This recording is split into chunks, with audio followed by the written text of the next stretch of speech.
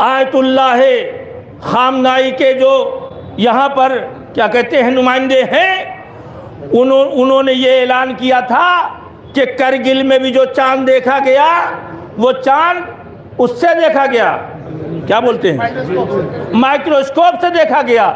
سیستانی صاحب کے نزدیک مائکروسکوپ سے دیکھا ہوا چاند ماننے نہیں۔ کروڑوں کتاب، اگر 100 روپے کی ایک کتاب پڑھی تو 100 کروڑ روپیہ خرچ کر کے کتاب کاہے کے لیے چھپی ہے؟ سوشل میڈیا پہ اگر یقین ہے تو عالم و مرجع کے جو دہن کے پاس ایک موبائل رات کو لگا دے کہ حضور آپ بتا دیجئے کہ ہم ہندوستان والے آج عید منائیں کہ نہ منائیں؟ وہ کہیں گے منائیں، ایک لفظ بولنا ہے۔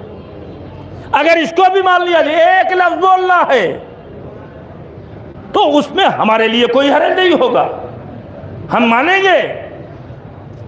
آیت اللہ خامنائی کے جو یہاں پر کیا کہتے ہیں نمائندے ہیں، انہوں نے یہ اعلان کیا تھا کہ کرگل میں بھی جو چاند دیکھا گیا وہ چاند اس سے دیکھا گیا، کیا بولتے ہیں، مائکروسکوپ سے دیکھا گیا۔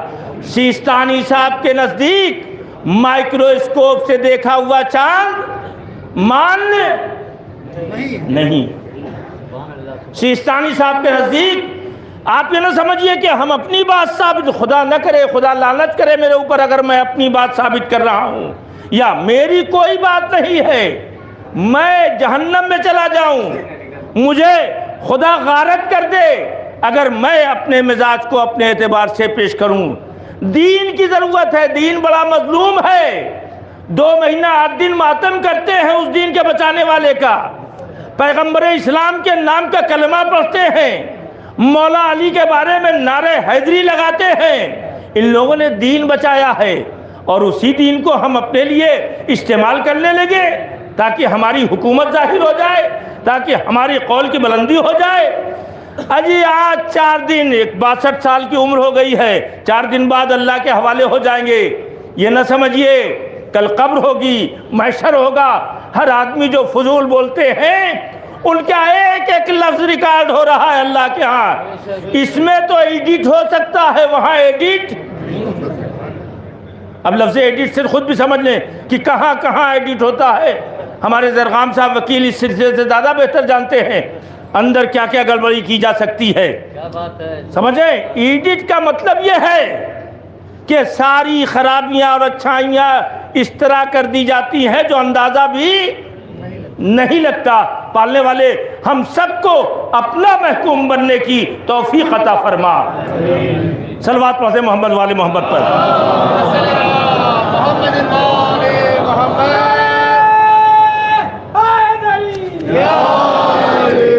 خطرہ بس یہی ہوتا ہے کہ جب ہم اپنی انا کو سامنے لے آتے ہیں۔ خدا را یہ غرور کی آنکھیں بھی ایک دن کھلتی ہے۔ کتنا غرور تھا فرعون کو، لیکن جب موسیٰ کراس کر گئے پانی تو دیکھ رہا ہے کہ یہ تو نکل گئے، ہم ڈوب رہے ہیں، کہہ رہا ہم اسلام لائے۔ کہا اب کوئی فائدہ نہیں ہے، شر فتنہ ذاتی گناہ اللہ معاف کر دے گا، ہو سکتا ہے آپ کا اور اس کے درمیان کا معاملہ ہے۔ معاشرے میں، مومنین کے درمیان، ملک میں جو لوگ بھی فتنہ کرتے ہیں، اچھا کیا ضرورت ہے کہ آدمی بے وجہ کی باتوں میں دخل دے؟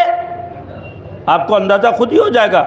وہاں قبرستان میں جب آپ جائیے اور جب مٹی پڑتی ہے، عالم کھڑا رہتا ہے وہیں، اور سارے عالم کھڑے ہو کے فتویٰ ایک ایک بتاتے رہتے ہیں۔ عالم کھڑا ہے وہیں، اس سے پوچھنے کے لیے تیار نہیں، فتویٰ بتاتے ہیں۔ اور اس کے بعد اگر کراس ہو گیا کچھ، انہوں نے کچھ بتا دیا، انہوں نے کچھ بتا دیا، تو یہ لیجئے فوراً۔ اسی لیے عالم کی سیرت آپ کے لیے حجت نہیں ہے۔ لَقَدْ كَانَ لَكُمْ فِي رَسُولِ اللَّهِ أُسْوَةٌ حَسَنَةٌ، آپ کے لیے رسول کی سیرت اسوہ حسنہ ہے، عالم کی سیرت اسوہ حسنہ۔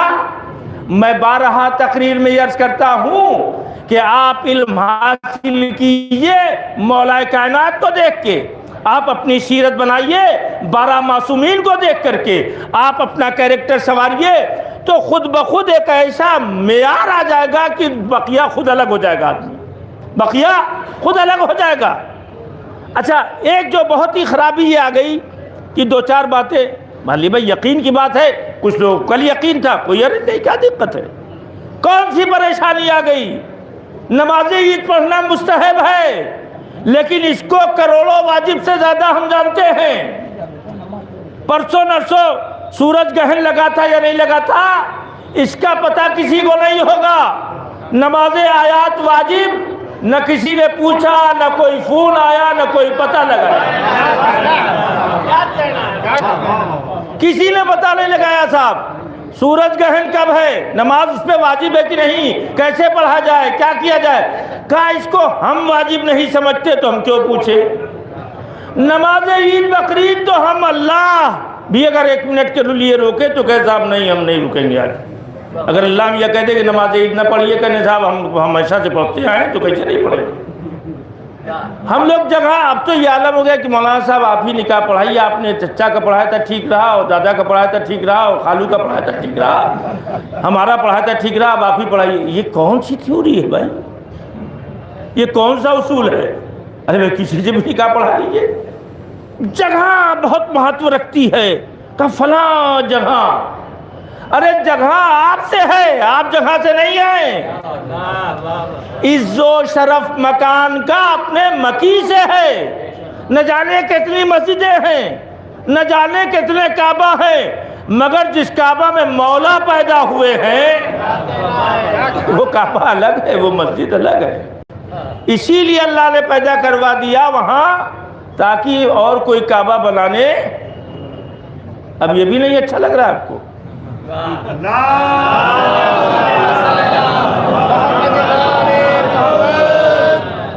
پیچھے والے بھی پڑھتے ہیں بھائی، ایسا نہیں ہے کہ پیچھے والے